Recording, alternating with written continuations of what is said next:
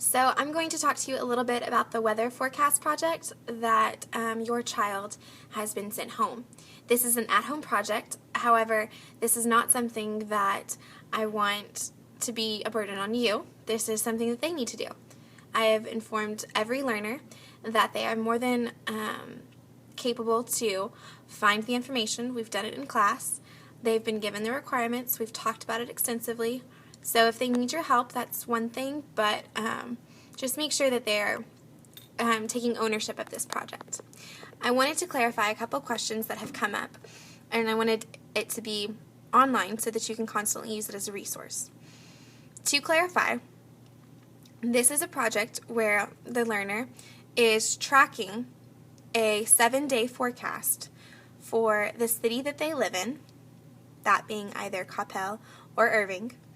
While they are tracking their city's weather for 7 days, they are also tracking a city's weather of their choice.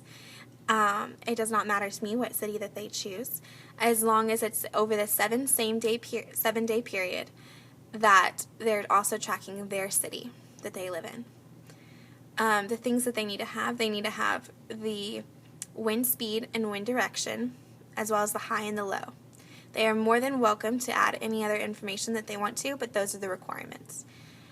They also need to have 5 interesting facts from the city that they chose. Now, one of these facts must be a weather fact.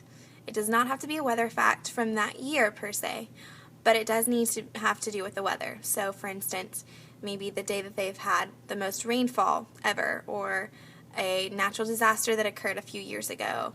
Something along those lines that concerns weather.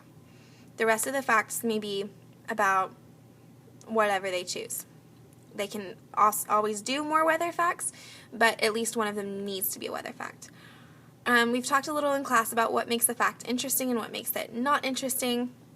If we're talking that, Florida has beaches, not so interesting.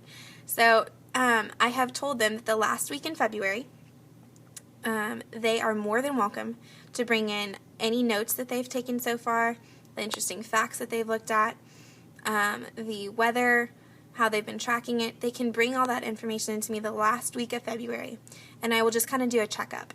So if they want me to look at it and look at their information, make sure that they're on the right track, I will do that, or I'll say, these facts look good, this one maybe not so much. It is not required for them to do that, but it's something I'm going to offer. I also informed them that I will be out on Tuesday and Friday of that last week, so that don't bring your stuff on that day. What else?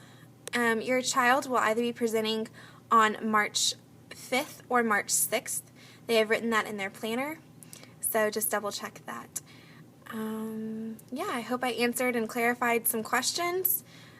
They're more than welcome to do any kind of visual presentation, or they can just do they can just read it off of, the information that they've gathered.